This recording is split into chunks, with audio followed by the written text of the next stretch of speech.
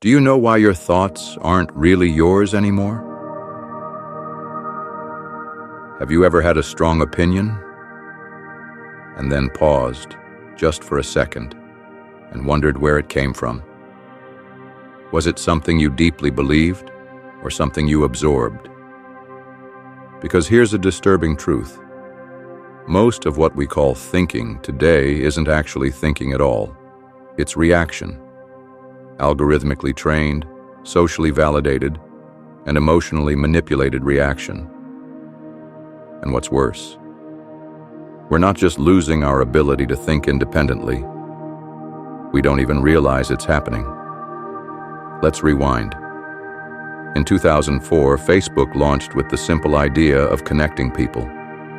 Fast forward 2 decades, and we now live in a world where algorithms can predict your next action before you've even decided it. Not metaphorically, literally. Your feed knows what outrages you, what calms you, what you'll like, what you'll comment on, what will keep you scrolling. Every scroll, every tap, every pause, all of it is data. Data that feeds systems designed not to show you the truth, but to maximize your engagement. And in that pursuit, something terrifying has happened. Your mind has been quietly outsourced. Now ask yourself, when was the last time you had a thought that wasn't shaped by your feed? The last time you read a headline and didn't immediately decide what side to take based on who posted it? The last time you questioned something that your entire online circle seemed to agree on? Probably not recently, and that's by design. You see, social networks don't just mirror your thoughts, they shape them. They show you what's normal in your digital tribe. And if you deviate, even slightly, you risk social punishment, a loss of likes, comments, validation, or worse, cancellation. That's not freedom of thought, that's behavioral conditioning. Psychologists call this social proof.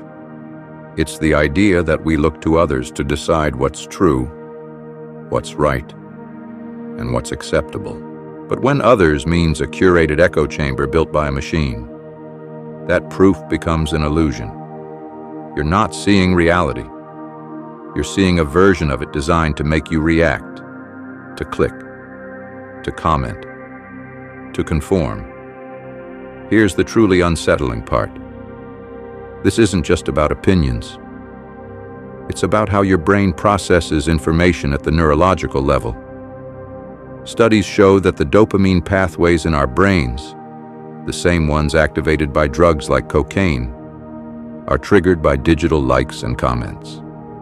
Over time, your brain begins to crave the validation. And what does it do to get it? It adjusts your thoughts, your tone, even your sense of self. You become a version of you that's optimized, not for truth or depth or originality, but for approval.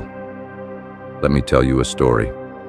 A young woman spends hours online reading about climate change, inequality, systemic injustice. She cares, she's informed, she shares posts, she writes passionate threads, but when she sits alone, away from the screen, she realizes something chilling. She's exhausted, angry, frustrated, and paralyzed. She knows what to feel, but not what to do. She's been trained to perform awareness, but not to take action.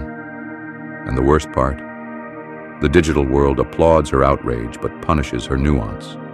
Because platforms don't reward depth. They reward polarity, hot takes, not hard truths, outrage, not understanding, speed, not substance. And slowly, silently, she stops questioning, stops exploring, stops thinking. Because the machine has already done it for her. Now zoom out. Multiply that one experience by 1 billion users across the globe.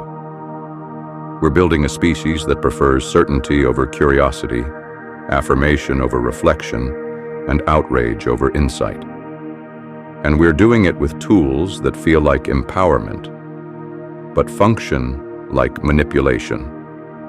Here's the scary part no one wants to admit. The platforms don't steal your attention. They train you to give it away. And in return, you get a sense of belonging, of certainty, of identity. But ask yourself, at what cost? What happens when we stop being uncomfortable with ideas that challenge us? What happens when we only engage with what we already agree with? What happens when every thought you have is subtly nudged, reinforced, and applauded by a machine whose only goal is to keep you there a few seconds longer? The answer is this: you stop thinking and start performing. But here's the good news. Because yes, there is good news. Your brain is not broken. It's adaptable, resilient, neuroplastic. The same pathways that have been shaped by algorithms can be reshaped by conscious effort, by stepping away, by sitting with discomfort, by reading slowly, thinking deeply, questioning often. Let me leave you with one question, and I want you to sit with it. What part of you still thinks independently? Not the part that posts, not the part that reacts, not the part that curates your digital identity, but the quiet part, the part that wonders, the part that doubts, the part that still asks why. That's the part you need to protect. Because in a world of automated thinking, your unfiltered mind is revolutionary.